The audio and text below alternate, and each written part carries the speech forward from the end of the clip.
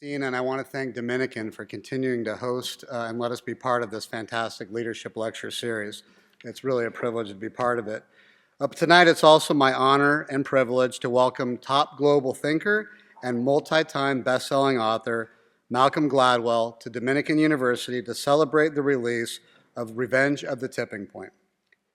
25 years after the publication of his groundbreaking first book, Mr. Gladwell returns with a brand new volume that reframes the lessons of the tipping point in a startling and revealing light.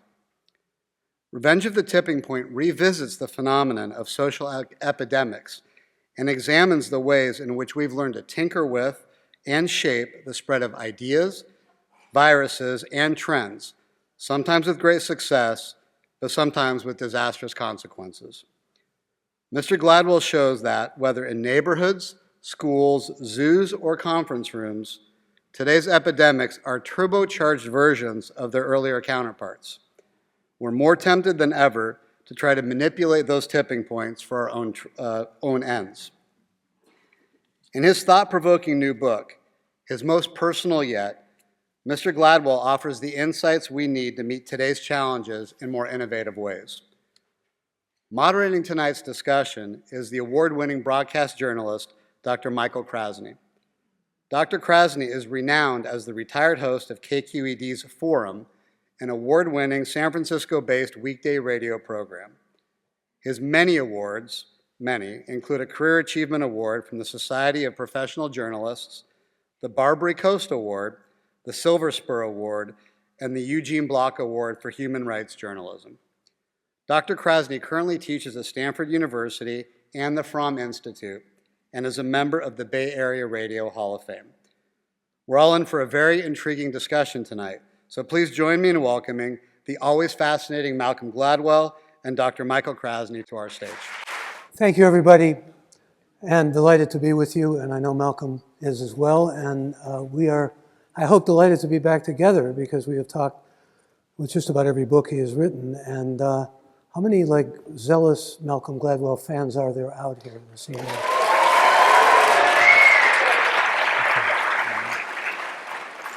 Well, it's always a pleasure to talk to him because it's always a rich intellectual experience for me, and it's also, I hope, the same for you, and will turn out to be just that exactly. There's lots to talk about in this new book, and I thought we'd begin, though, with a kind of an interesting query that prompted me to ask the first question. And we said there are lots of things that we want to talk about, including this new book, but he's given me license to talk about whatever I want to talk about, which may be not necessarily the safest thing for him to have extended to me. But the reality is that someone said to me recently, and I was kind of appalled and mystified at the same time, he said, what exactly does Malcolm Gladwell do? He writes books, and what kind of books are they, And I found myself saying, well, he's a journalist. He's a very accomplished journalist, sold millions of books, but I wanted to try to define who he is, and he's, like I said, a very interdisciplinary guy in every sense of that word, and he epitomizes making, shall we say, rather strong impact on our zeitgeist, the spirit of the times that we live in, and this new book does this in a different way. So I tried to define who Malcolm is, and I found myself a little bit at a loss because you are so many different, you have many different avatars, really. And interdisciplinary in the sense of so many disciplines that you've woven together in the books that you've written. What do you think of yourself, though, as primarily? A writer, a storyteller, a shit kicker? I don't know what. Well, you and I were briefly touched on this backstage. I'm a listener. The writing, I used to think that I was a writer, and then I realized, actually, no, the writing is not the critical element. The writing is quite perfunctory in the end. It's only as good as the material that you gather, and the material you gather is only as good as your ability to listen to people. So I guess I'm a listener. That's what. It's a very modest characterization of you, especially since I think of you as, well, an extraordinary mind in many ways, which you are, and someone who is gifted not only at writing, but at weaving stories together and at connecting stories and so forth. But you wanted to talk a little bit about listening. I mean, what is it about? You said to me, I'd like to teach a course in listening. What kind of course would that be? Well, yeah, it's funny. Someone asked me this recently, would I ever teach a course in a university? And over the years, I've had many thoughts about a course that I might teach. And of course, my first inclination is that I wanted to teach writing. But then I realized, like I said, well, writing that's too far downstream. What I really would like to do is to teach, I thought, well, I'd like to teach people how to talk to each other, how to interview people. And then I realized, well, interviewing is listening, really. And interviewing fails when the interviewer isn't paying attention. You can tell, it's funny, once you sort of get into this mode and you're watching an interview happen, you can tell who's paying attention, who's not, right? For example, this is obvious, but Oprah is a really great interviewer because she's listening. I mean, she's really listening. Having been interviewed once by Oprah, I can tell you, it's quite intimidating. There's nothing you can slip by her. And she, so it's like, you realize that sort of, and when you're doing that kind of very close listening, then you can ask the right questions, right? You know where you're going. And a lot of what you're doing is you're searching for traces of emotion, right? Because those are clues as to where you want to kind of go next. I told this story when we had a little reception beforehand, which sadly most of you couldn't come to. But I was talking about how when I did my Paul Simon book, I did this audiobook with Paul Simon, and we sat down with him for hours. I mean, we gathered 40 hours of tape in the end. And there was this time when I started to talk to him about his father. And I realized, as he responded to that, how deeply affected he still was by his relationship with his father. And how he was still working through, his father was this kind of intellectual titan who was a musician and who considered himself a superior musician to Paul, and who disdained Paul's love of rock and roll. His father loved classical music and thought that what Paul was doing was kind of, it was trivial. And I think here he was at 79 years old, still working through, still trying to win his father's approval, right? That was like, he didn't say, I'm 78 and I'm still trying to win my father's approval.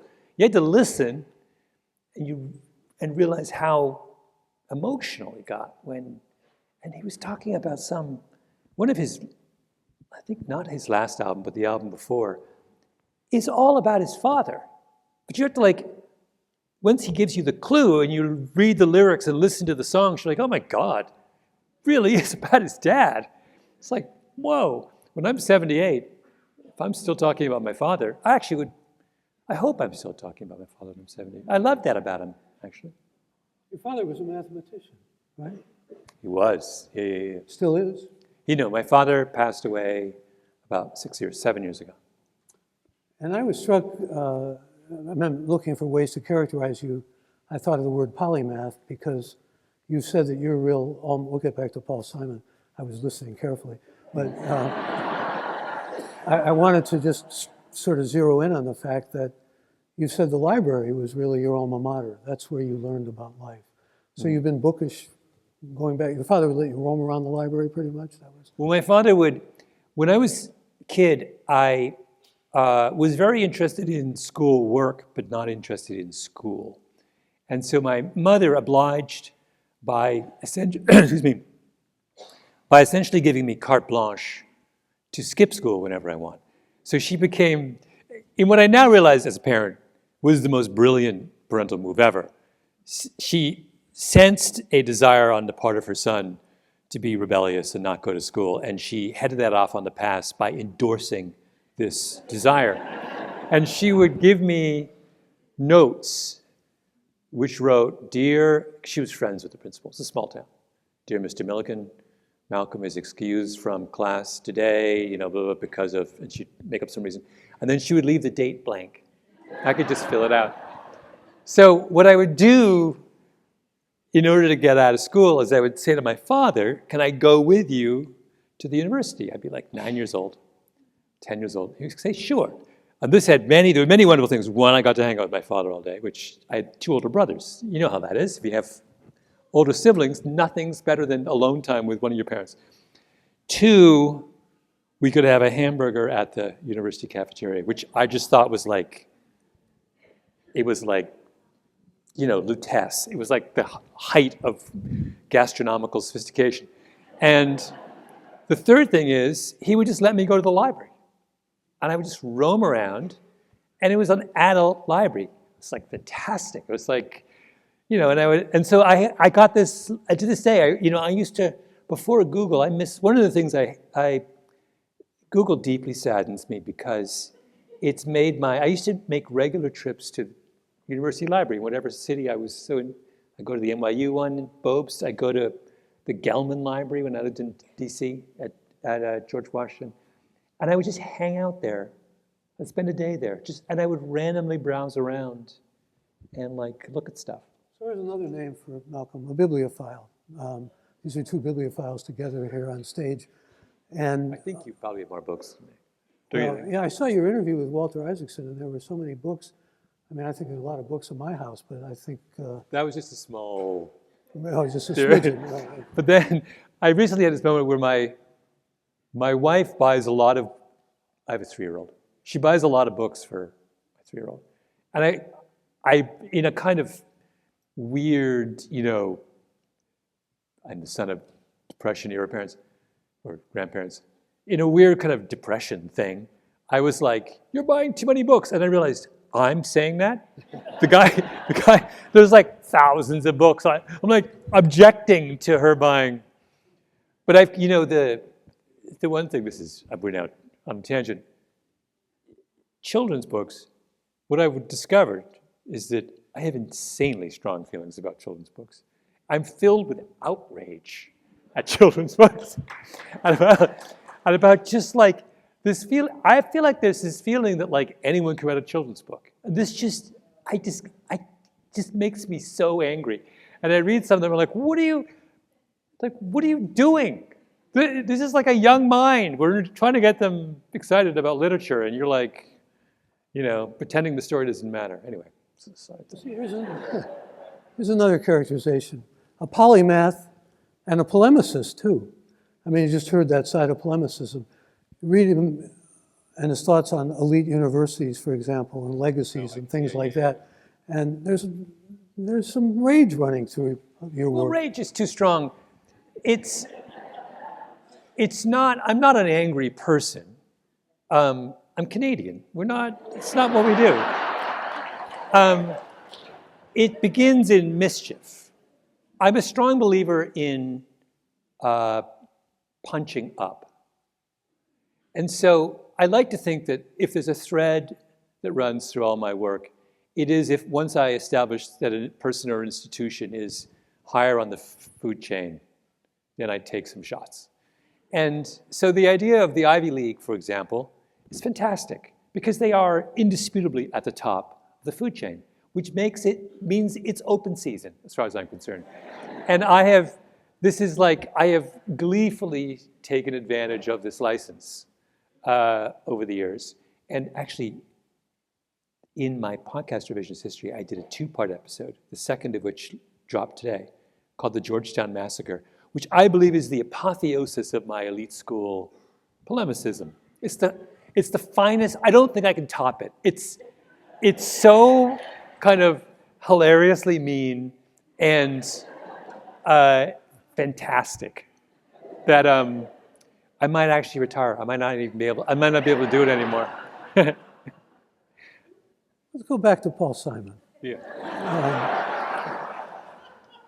I mean, you've had a lot of experience in things that people wouldn't even know about when I say you're a polymath, working in music with people like Rick Rubin, who just passed away, and working... Well, Rick didn't pass.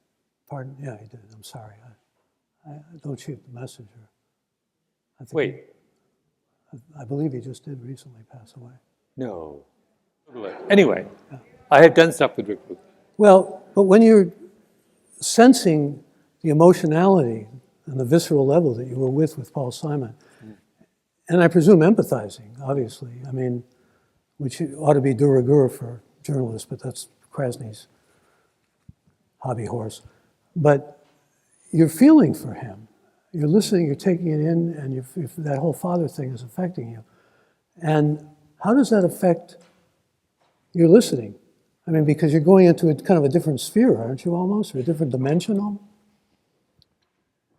Yeah, it's funny because I thought a lot about this, and it is this came up again. I learned a lot from that Paul Simon experience, and what I learned from that experience was to get to that point where the subject is willing to share their emotion with you takes a long time. And the gift that Paul gave me was that I thought I was going to get, when I called him up and I said, I'd like to come and talk to you and do something on your, and I thought I was going to get 2 hours in and I got 40 hours. And that was this sort of an extraordinary gift because by hour 25, I felt I got beyond where most people get with him. He is a guarded, deeply complicated, incredibly intelligent man. And so you don't get anywhere in 5 hours.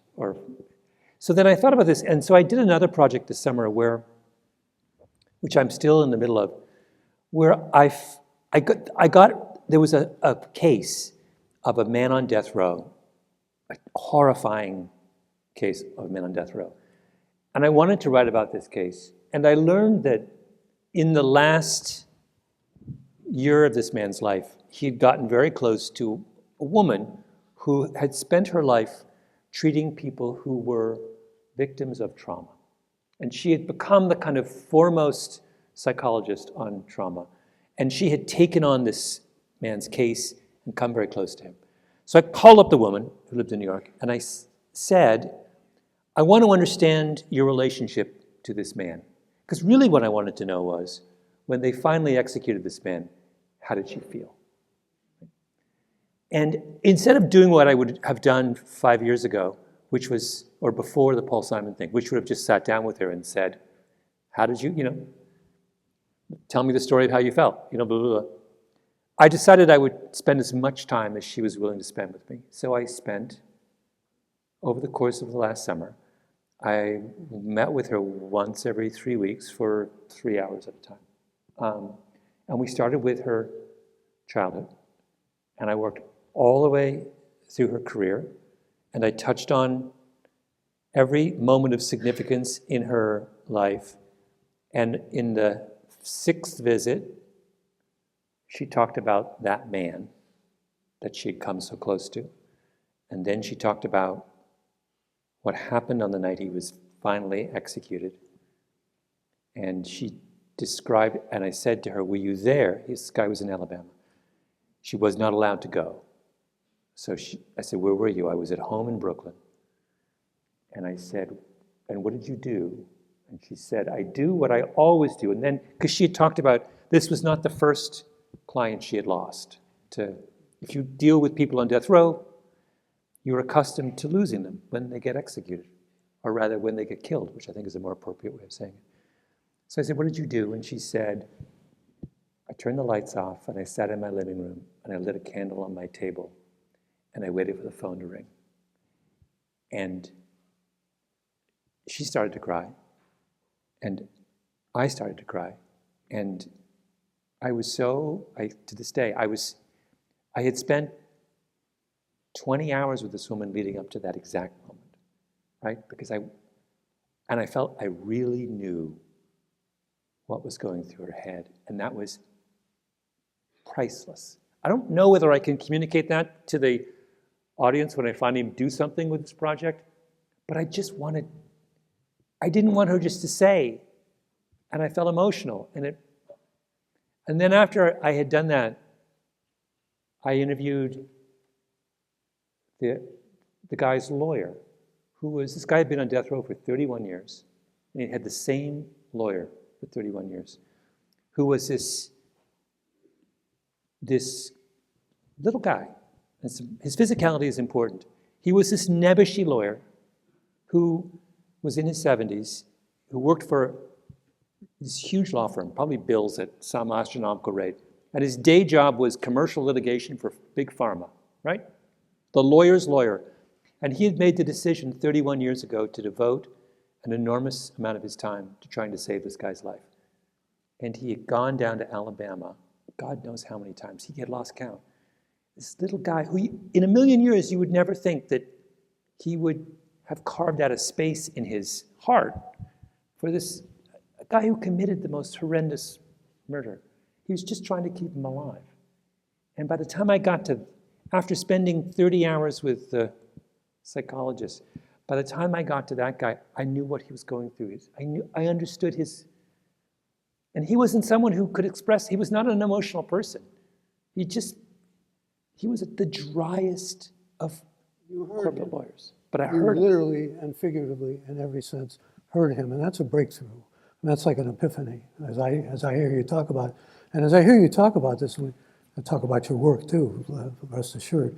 But I can't help thinking about the fact that when you spoke about children's books, you got agitated. Your adrenaline went up and everything. And I thought, I just read recently about the fact that you said, now you have children, life has changed immensely for you. I mean, you even indicated a little bit of that when we were in the reception before. And so I could probably probe and get at the deep feelings that you obviously had. You even made a statement, I believe I'm quoting you correctly here. I used to give people parental advice, no more since I've had children. Yeah, that's right. All right. I understand. Nothing cures you of the desire to give parental advice than having children. Giving earmarks again to a listener and to a reader of you about just how much your children mean to you, as well they should, and as understandably. And if we went down that channel, it would probably bring out some viscera from you, your inner life, and so forth. Let's talk about your book, though, okay?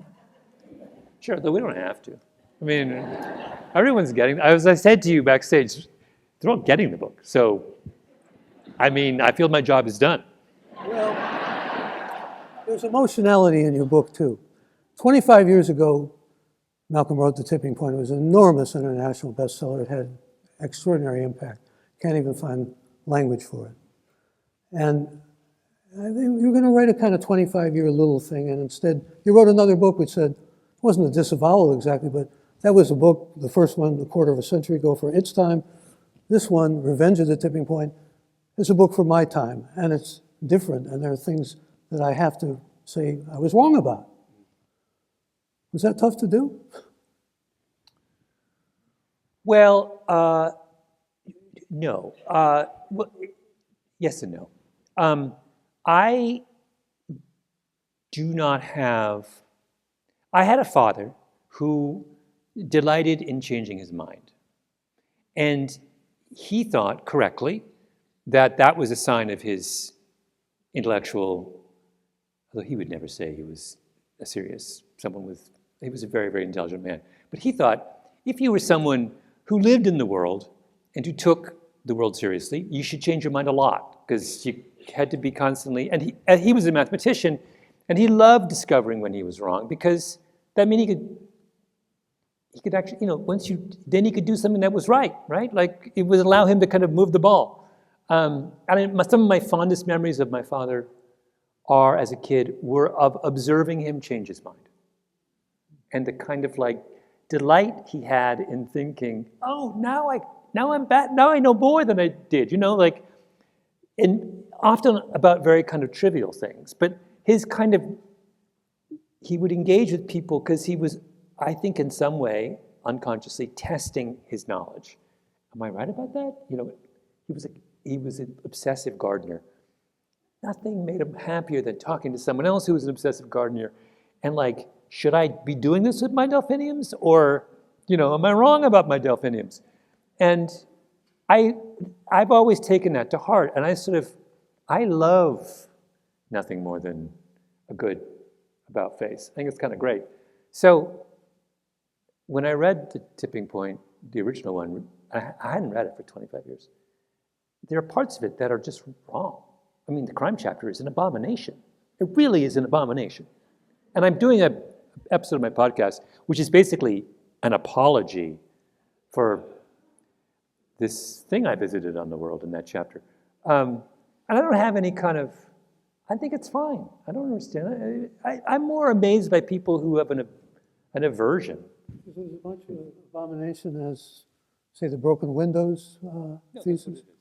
I just got it wrong. I mean, and I can come up with a million excuses for why I got it wrong, but they're not relevant. Maybe you should explain what that is. So in the crime chapter of the original Tipping Point, which was, the original Tipping Point was built around my fascination with the question of why did New York City go from being one of the most dangerous cities in North America to the safest in a span of 3 years, 4 years? And some would say Rudy Giuliani, of course. Yeah, that, in the Giuliani era, yeah. And the standard explanation, which I accepted, was that the police adopted this policy of broken windows, what they call broken windows policing, that little things that you should pay attention to the smallest signs of disorder because they were the things that created an environment where much more serious crimes were possible. So if you crack down on misdemeanors, on jaywalkers and people jumping turnstiles and graffiti people and people peeing on the sidewalk, that would lead ultimately to a condition where people would not commit murders. And that was a very persuasive argument in the Giuliani years.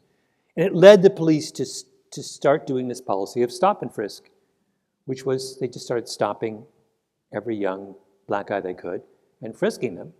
And we all were uncomfortable with that practice, but thought that was the price you paid for a safe city. And in my book, that's the idea I endorse. And then what happened? What happened was the courts threw out stop and frisk in 2013, in a famous legal case. And everyone, myself included, said, that's it, we're going to go back to being this dangerous city. And the opposite happened. Crime fell another 50%. And it's the second crime drop that's actually the extraordinary New York story.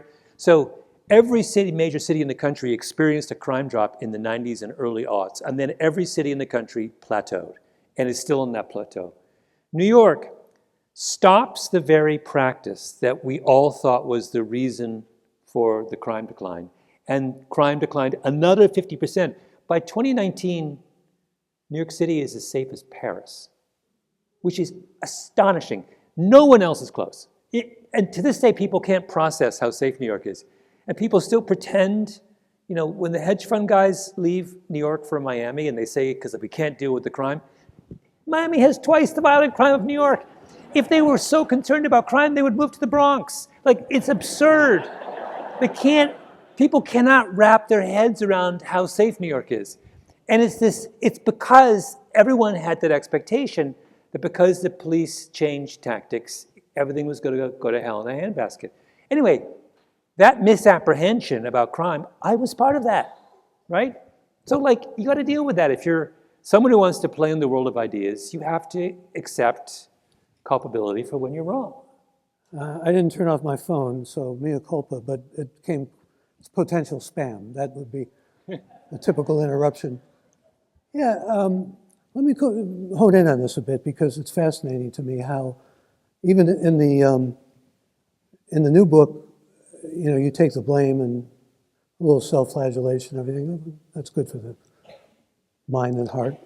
But you can on so many different small areas. I mean, by small areas, Miami, Boston, no, they're not small areas, but setting is, I guess, what I'm really getting at here. Setting is crucial to so much of what you really decide to zero in on.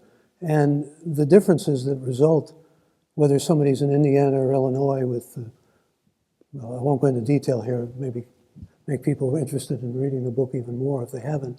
But you're taking essentially different states, different cities, even a city that could have been like, Pleasantville, USA, and comparing it to places that didn't have all that emphasis on superior schools and doing great in athletic competition and so forth. So it's like the microcosm and the macrocosm, both, isn't it?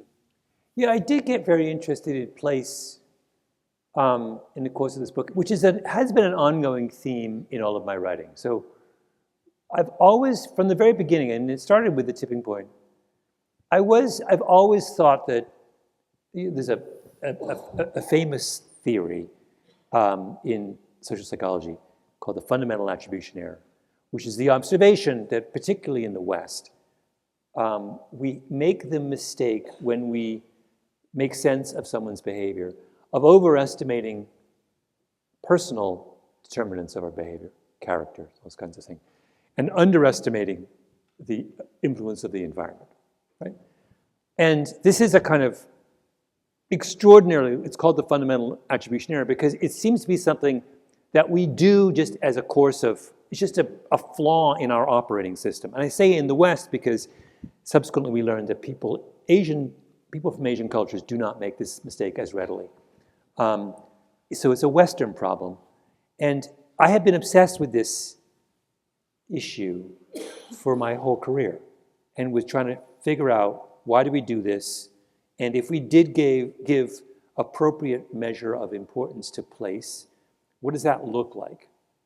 And so there's a chapter in this book, for example, on Miami, where I'm trying to understand why Miami is so weird. And Miami is profoundly weird on a number of, and the thing, I could have chosen many examples, but the one interesting example of Miami is Medicare fraud, which is the largest category of fraud in the United States. People ripping off the Medicare system. Most American cities and towns have a relatively low level of Medicare fraud. Miami is like up here. It's not even, it's so astronomical, the difference. It's almost like Miami is a different country. And everyone who's ever thought about Medicare fraud has asked the same question, which is what on earth is going on in Miami? I mean, it's just bizarre. And by the way, it's not Fort Lauderdale and Boca. It's just Miami. So it stops at the border, right? Which makes no sense whatsoever. Why would a pattern of fraudulent behavior, which, is common in one South Florida town, not seep out to the, no, it just stops. It's just Miami. And I thought this was so fantastic. And I found this case of a guy who was convicted of, or accused of one of the largest Medicare frauds in history, who was a nursing home operator who was from a fine, upstanding family in Chicago, who had run nursing home business there for years, moves to Miami and immediately turns into a massive criminal. And at his sentencing hearing, his rabbi gets up and says, this guy's name was Philip S. Forms. Mr. S. Forms, when he was in Chicago, I knew that family. They were a great family. They were philanthropists. They were pillars of the community. And he moves to Miami and it all falls apart. And I thought the rabbi was right. It was Miami. It turns into a kind of, so the question these are the questions, like you say, you get obsessed with and then you get running with them and you really hone in on them. I mean, why were there so many more bank robberies in Los Angeles? It's the same type of question. Yeah. You asked yourself and you were looking for some kind of an answer. These kinds of community anomalies, I think, are super fascinating. And I think we're blind to them. So this was, the root of this is of the kind of theory behind this was an observation made 50 years ago by a very famous medical researcher called John Wenberg, who's doing this routine study in Vermont of healthcare utilization. And he was interested in how do the patterns of healthcare spending differ from one town to the next. And he expected to see relatively predictable and small variations. And what he discovered is massive variations from one town to the next with no apparent explanation.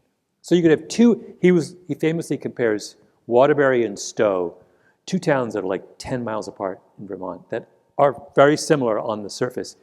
In one place, all the kids got their tonsils out, and the other one, no kid got their tonsils out. In one place, the women all had hysterectomies. The other place, they didn't. He was like, what is going on? Well, the same thing with the Waldorf schools, right? And then at the Waldorf school, I had a little Waldorf school obsession that I went down.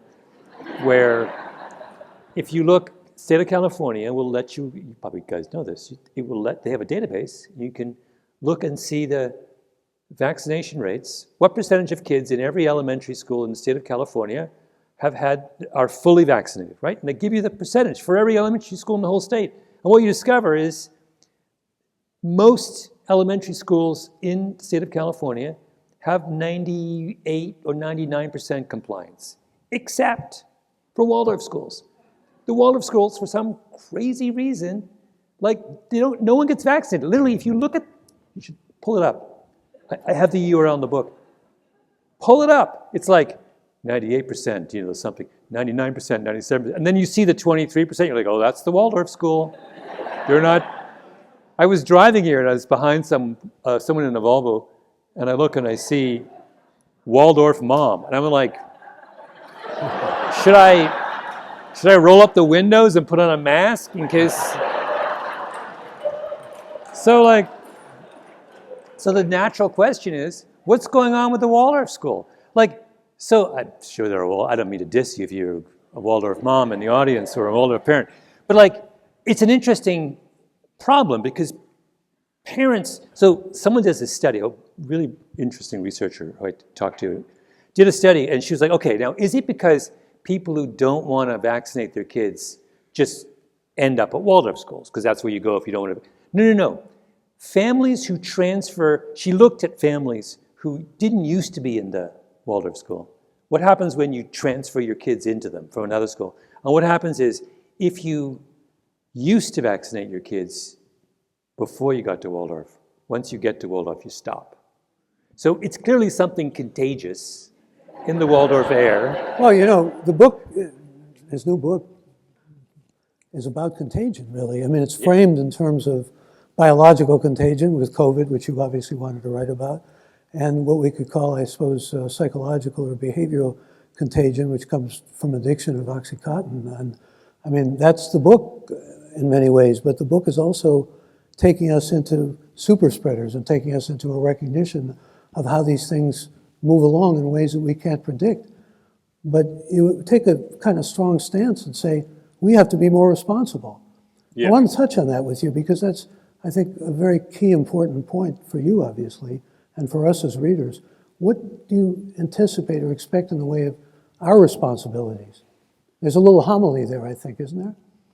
Yeah, there is. I feel I was just getting all revved up about Waldorf schools, and now I suddenly have to do a U-turn. I should have been more emotionally no. receptive to your I mood. just feel like I have so much more to say about Waldorfs. They're so weird. We'll go back to Waldorf. You don't let Mike. It's not okay for me just to continue on the whole Waldorf situation. Well, I just want to make one. Before I will answer your question. There's two interesting, and this does get to you. It does get your point. There's two interesting things, two puzzles, great puzzles. One is if you go to the Waldorf school, send your kids there, you're still living in the world. So it's not like suddenly everything in your life is Waldorf. No, you still have friends who aren't Waldorf moms. Your kids still hang out with kids who are going. So you've given a part of your life to Waldorf, and then suddenly you just soak up the Waldorfness, and nothing else matters. That interests me. Like, what happens? So you've been going to your pediatrician for years to get the shots, and then you stop getting the shots, and your pediatrician says, "What? You got a 3-year-old? No measles?" And you're like, "Uh-uh." And the guy says, "What happened?" And you say, "Waldorf." Like, is that what goes on? I don't know what goes on. The other interesting thing. Sorry, I know you want to move off this, but the other interesting thing is that it's not an explicit part of Waldorf practice. And this is an important thing about contagion. They don't say, if you come here, no more getting the shots. No, it's not even, it's like vaguely in the air. It's that and this gets into this idea that I talk about a lot in the book about overstories, which is it's not an explicit thing. It's rather they tell parents a story and students a story. And the story is, we like to think if you come here, you can be empowered to make decisions about your own life. You should feel like you can be an expert on things pertaining to your own safety, and we don't stand in the way of that, which is a lovely notion that just can be taken too far. And but what's interests me is the power of that, right? It's what you call the super story. Yeah, it's this, and acknowledging that the stories communities tell, that even if they're vague and up there in the ether, these are really powerful, and they can affect our behavior in ways that we may not be aware of. And so I devote a number of chapters to examining these kinds of overstories and why I think they're so crucial. And so when I talk in the book about when we take responsibility, we need to take responsibility for our behavior around epidemics, I'm in part talking about this, that we need to be very, very mindful of the kind of overstories we're creating for our communities. And we need to be intentional about those overstories. You know, we're here in a university. Universities need to think very deeply about what is the story we're telling this community about who we are and what we stand for and what. And I'm madly digressing here, if that's okay. No, it's charming and it's enlightening and I'm loving it, but I have to tell you what I'm thinking of is what you say about stories that are out there in the public domain and really a part of popular culture. I'm thinking about the Holocaust movie that just changed the discourse and the talking about the Holocaust.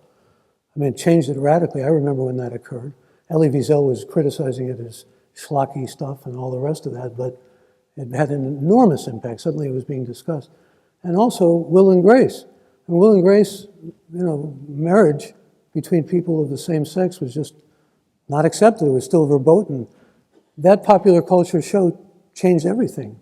And there are examples of stories, regular stories fed to American people that created a quantum shift, a remarkable shift. Yeah, so the Holocaust example is a really interesting one. And every now and again you write when you're writing a book like this, usually when you write a chapter on a subject, you know 20% of it already, and then what you're doing is you're filling in the blanks, right? Or 50% already. I have a chapter on the way we remember the Holocaust in this book, and I have to say that everything I write about in that chapter was new to me. I had no idea. So I started it because I had this friend, and I was chatting with this friend of mine. His name was Michael, and Michael is a child of Holocaust survivors, and he was saying to me very parenthetically, he was like, "Yeah, but of course, no one talked about the Holocaust until quite recently." I was like, "That's crazy." He's like, "No, it's true." So I was like, "That can't be true."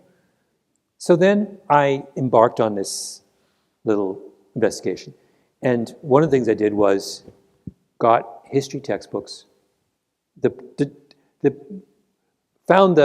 if you were taking a course on the Second World War in freshman history in the 1960s or 70s, what was your textbook? So I found those textbooks and read them, and sure enough, there's nothing about the Holocaust. There's like 2 lines on the Holocaust, which in retrospect is astonishing. You look in the index, there's nothing. They don't call it the Holocaust. They have like 2 sentences on concentration.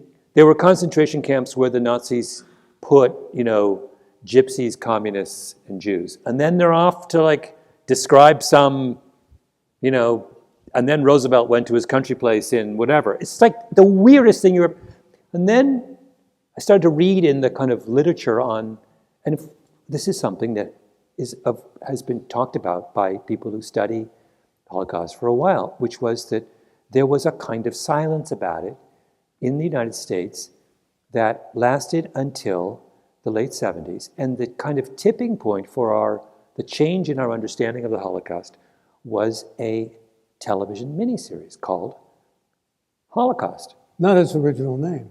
Not its original name. They weren't even, by the way, the word Holocaust was used in Hebrew, it was used.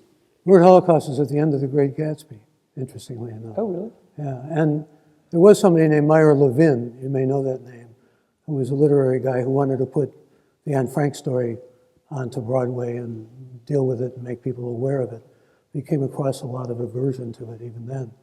But Sal Bellow wrote a famous novel called The Adventures of Augie March, and Meyer Levin said, "Where's the Holocaust in this novel?" It wasn't in the American novel. Yeah. And then a decade later, Augie March, 54, a decade later, it was all over the map. Yeah. There were the thing I spend most of the time on in that book is talking about the fact that till the early 1980s, there was only one Holocaust memorial or museum in the entire country, and it was in LA. I tell the story of the LA, which is, again, strange and It was a kind of museum, astonishing. basically. It's a little museum on Wilshire Boulevard in LA, which was an accidental museum. It was a group of survivors who became friends when they were taking an English class at Hollywood High, had all of these things that they couldn't throw out but couldn't bear to live with, and they wanted to put them somewhere. And so they start they get some space at the American Jewish Committee in LA, and that's the first museum. It's this little tiny kind of, and that's it. That started in the early 60s, and then there's nothing. And there's the difference, I mean, a series of things happened in the late 70s, but it is the kind of turning point is this miniseries which was watched by half of America. And it's literally the moment, it's a story that was told to Americans about something that they just hadn't heard of. No, it's not Holocaust denial, it's Holocaust ignorance. And suddenly it's almost like that story gave people permission to talk about it, survivors permission to relate their experiences, the kind of dam bursts in the late 70s. But as an example of what I'm interested in, it's astonishing because it's about a story, right? It's a story that was commonly told to Americans that causes this kind of epochal shift in our understanding of one of the most significant events of the 20th century. So where does that question of responsibility come in here? With the stories we hear, with the stories we assimilate and become part of our zeitgeist, like you write about. Yeah. Well, I think, what's interesting about to stick on that example, I don't think I talk about the two guys, there were two executives at NBC who made the decision to do this miniseries on the Holocaust. One of whom was the children of, at least the cousin of Holocaust. I think his family, many of his uncles and aunts were killed in the Holocaust. So they were certainly aware of what was happening. I don't believe they didn't have the explicit intention to create such a massive change in the zeitgeist. They simply believed that America was finally ready to learn about what happened in the camps, and that television was the appropriate, this was the late 70s, so television is network TV, it's in its heyday. They believed that network television was the appropriate place to tell this story. They had no conception the show was going to be as popular as it was, or as influential as it was. In fact, they were terrified that nobody would watch it. Because it was I don't know how many people remember this in 79, you say you remember. I remember it, yeah. It's incredibly explicit. I was at the time, believe it or not, teaching a black literature class, and my black students were very moved by it. They were very touched by it, and they identified with it. Yeah. Which was very touching in a way as well. You, as long as I'm bringing up, you're writing more about race now, and I'm wondering how that keys in with, you're actually related to, you have a blood connection, do you not, to Colin Powell? And he is not allegedly, he is my cousin, but parenthetically, I will say that all people of Jamaican descent claim to be related to Colin Powell. So, I once dated this Jewish woman who told me that she was a lineal descendant of Rashi. And I think the same thing is true of Jews and Rashi, that everyone at some point claims to be descended from some great rabbi. So it's a kind of common thing in small ethnic groups. Isn't it Jamaica connection and the Canada connection is putting you supporting Kamala Harris? Do you know my Kamala Harris connection? My dad taught her dad at the University of West Indies in 1960. And my mom and her dad, her father is from a place called Brownstown, where my mom went to school. And my mother used to go as a child to the church where Donald Harris, her father, went. It is almost certain that they were in church at the same time. And my father famously, as I understand it, gave career advice to Kamala's father that had the result of him going to Berkeley to study economics, which is where, of course, he met Kamala's mom. Now labeled by Trump a Marxist economist, which he's not, by the way. My point is that without my father, there's no Kamala. So I'm going to take credit. By the way, the level of excitement in the Jamaican community about this. My mother, who's 93, this is like, nothing I've ever done even comes close to the possibility that she might be president. This is like epic. This is like, I mean, I thought Usain Bolt was big for the Jamaicans. This is like 100 times bigger. And never for a moment does it occur to my mother that Kamala is anything other than Jamaican. So I know that I have Indian friends who talk about her as theirs. No, she's ours. We're back to fathers. Your mother, though, was a very formidable influence on you. She was more of an inspiration, wasn't she, than your father? No, I think this is, I have a whole theory about this. This is my theory of asymmetrical parental attribution. Do you want to hear this theory? I think it's a very important theory, which I thought of this because this is a digression. Is that okay? Can I do another one? Your digressions are always... No, I'm a man of digressions. Yeah. So I had my best friend is a guy named Charles. Charles, for as long as I knew him, would talk about his father. His father was a very prominent evangelical minister who started the world's largest Bible translation service.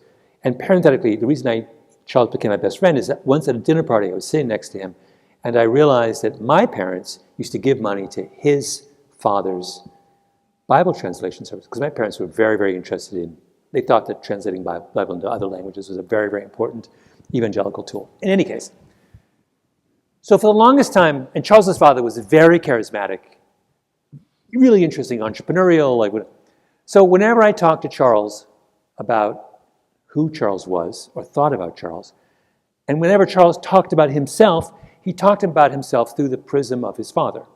Right? And then 20 years pass, and Charles is talking about visiting his parents and playing some incredibly complicated game they would play as a family. And I said, well, who wins the game? He goes, oh, my mom, of course. I was like, never talked about his mom in 20 years. Your mom? He goes, oh yeah, she wins every game.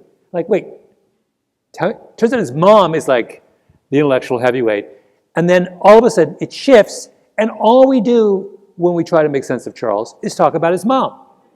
And the argument I have, the asymmetrical theory of parental attribution, is that at any given time we only make sense of ourselves through one of our parents, even though plainly we're the product of both. But we seem incapable of telling a story about ourselves which involves both of our parents. We just toggle back and forth. So when you say your mom was the main influence, I say, depends when you talk to me. I think I read that in a context, and context is everything for you. Yeah. Wait, do you agree with the theory of asymmetrical parental attribution? I speak asymmetrically about my parents. You do? Yeah, I do. Yeah. So, that's two. Get three, then we have proof. Well, now, see, here's one of the things you hear as criticism. I'm eager to hear what you have to say about this. Yeah. You have your detractors. Now you're rich and famous, and you have even more detractors, because that goes with the territory. But there are people who say, he's too anecdotal. He's too oversimplified. Even those who say, I think somebody in the New Republic say, he's the highest paid fairy tale teller in America. I mean, those kinds of insulting and derogatory things. I don't bring them up for that reason. I bring them up to know, how do you deal with those? Are you worried about me, Michael? I am, yeah. I'm mothering you. But well, I don't. They have any impact at all? I don't lack for positive affirmation in my life. No, you Right. don't. That's So, and also, can I go on another one? Might think. I have a very, very strong feeling that if you are someone who has been privileged in your life, the cost of your privilege is that you're not allowed to complain publicly. Very simple rule. You can complain, but not publicly, right? makes sense. Nothing drives me crazier than people who think the opposite, that by virtue of their position and privilege, they have license to speak about whatever comes to their mind, particularly, right? No. The price of being who you are is you got to zip it up. Nobody wants to hear about. I was in Las Vegas yesterday. Don't ask me why. And I was chatting with this guy, very nice guy, clearly very, very wealthy. And we were talking about, he had said to me, I like your work, but I suspect we disagree on politics. And I was like, how do you know? Let's talk. So we had a political discussion. And I said, I was giving him examples of things that I believe in to see whether I said, I believe we should build more houses. And he said, yeah, I agree. Yeah, but I think that should be used with some discretion. And then he launches into a whole thing. Clearly somebody had tried to build like a multi-family house, like 3 blocks from his house, and he was worried about his property values. And I'm like, dude, you're rich. If you're worried about this thing, just move. That's the whole point of being rich, right? No, you don't have to stay there. It's not like all your life savings are tied up in his house. Just go and buy 1,000 acres in Montana and live there. No one will build an apartment building on your 1,000 acres. Like, I lost all sympathy for him the moment he started to complain. Anyway, my point is, even if I was concerned about my critics, which I'm not, and by the way, highest paid fairy tale, someone who's super into fairy tales, Brothers Grimm. I think saying that I'm a kind of Brothers Grimm, that's fantastic. But my point is, even if I was concerned about these criticisms, which I'm not, the last thing I would do is complain about them publicly. Yeah. That's admirable, very admirable. Which prompts me to ask you about something else that has just come up in my writing. I found myself going back to the 10,000-hour rule. Yeah. And I'd like to get your thoughts about it, particularly since this book looks back at the tipping point. And I found myself wanting to ask you about, because I thought, the idea is 10,000 hours can lead to expertise and skill and so forth. But it doesn't necessarily lead to success. There are a lot of factors involved in that. And Malcolm writes very well about it, as you could well understand, as he does with everything. But I found myself thinking of privilege and thinking of just caprice and things like that, but also luck. I mean, how does luck factor in? That's one of the things I've been reflecting on all these years, just metaphysically and in every other way. How does luck figure into the picture of our lives? It's success and failure and just what happens or doesn't happen to us in your equations. Way underestimated. So the thing, and this is the 10,000 hours thing is often misinterpreted. What I was really trying to get at in going on and on about the importance of 10,000 hours was exactly what you're talking about, which was that our stories about our success are inaccurate. And they're inaccurate because we fail to consider this fact that the path to success in cognitively complex fields is much longer than we generally. When I say 10,000 hours, what I'm really trying to say is to get good, you need this much time, not this much time. And the reason I got on this is I once had a conversation with a guy who was one of the world's greatest chess players. And he grew up outside New York in a suburb. And I asked him, as a kid, how did you get your practice in? This is before online chess.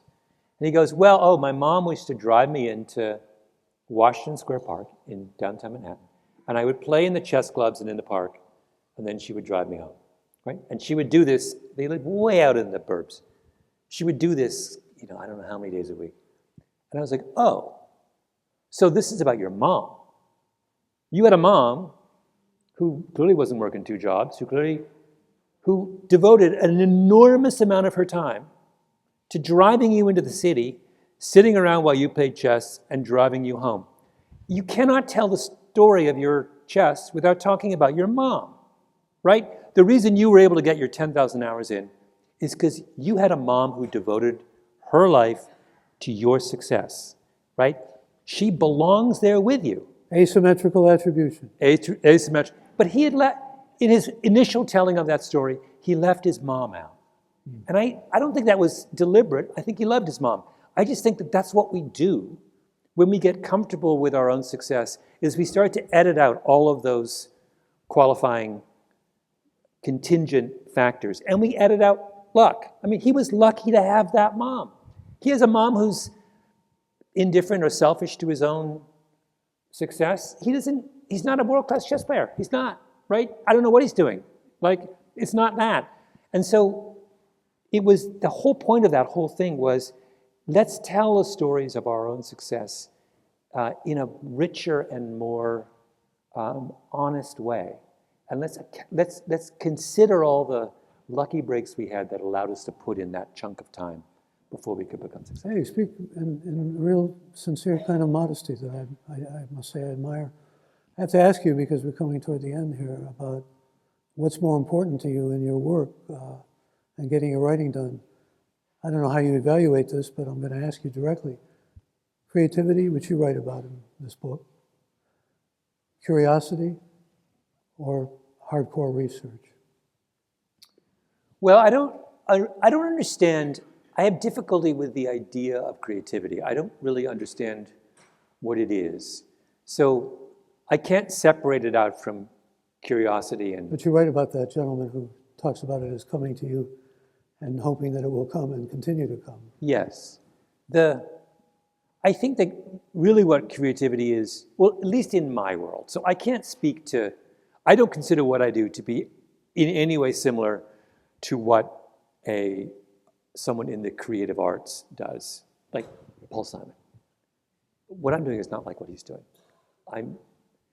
I am very explicitly exercising my curiosity and learning from other people and taking what I learned from those other people and making something of it. He is doing a version of that, but he's injecting a huge part of his own magic and genius into the process in a way that I don't think I'm doing. So I think of this entirely as being about, are you willing to pursue your curiosity, and are you willing to put the time in to make something out of what you learn? So it goes back to the thing I was talking about at the beginning, is, that the time I spent with that woman this summer, it's a commitment, right? I don't live in New York City. I had to come in 2 hours. I had to find time on her schedule. I had to meet with her way more than I would normally meet with for an uncertain end. I wasn't sure whether I'd be able to make use of anything. So it took a risk and a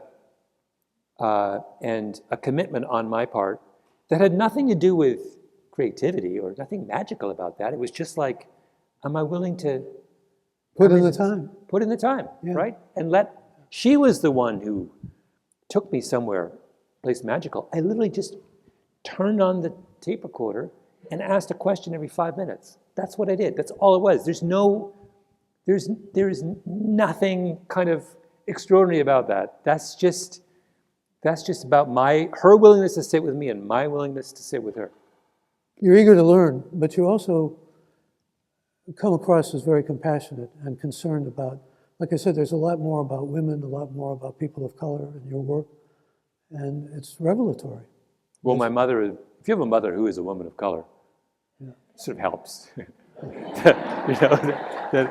There's a kind of, you get a fast forward to that, you have a high opinion of women. When you have a mother like mine, you have a high opinion of women. I think that's probably the best way to say it.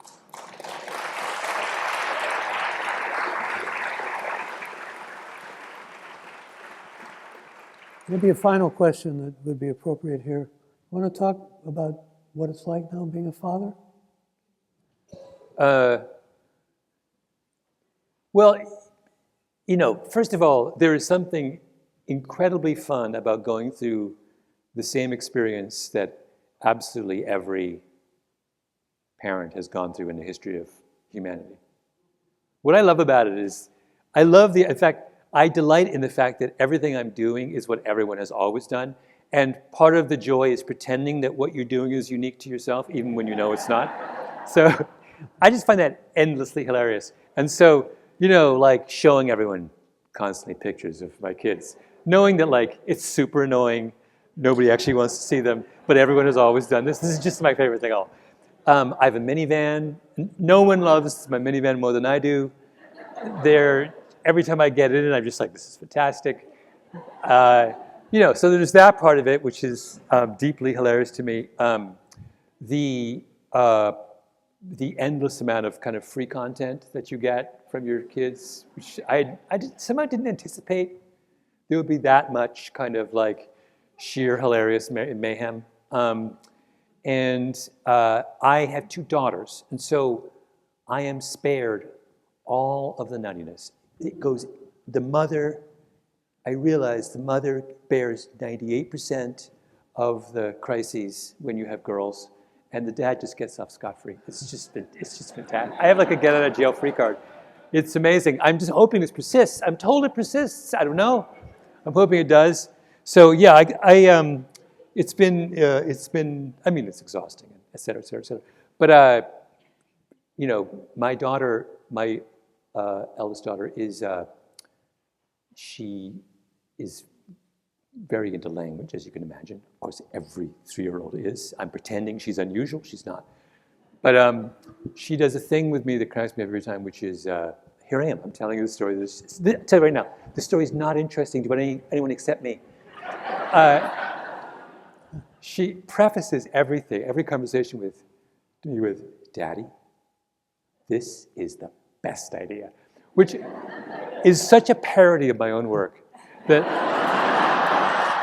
she is like so trolling me with that it's kind of fantastic. I'm also the father of 2 daughters. Oh, you know what I'm talking about. So I know what you're talking about. Are you still escaping? As a Jewish boy, I like the Arab proverb that says, better lovers make daughters. I don't know if it's true, but it is an Arab proverb. And when do you become a grandfather? Well, you talk about showing off pictures and all the rest of it. Yeah, I know. I started very late. There'll have to be some major improvements in medical science for me to become a grandfather. But maybe, who knows? Always a delight talking to you. Always a learning experience. Thank you. Thank you all. Thank you.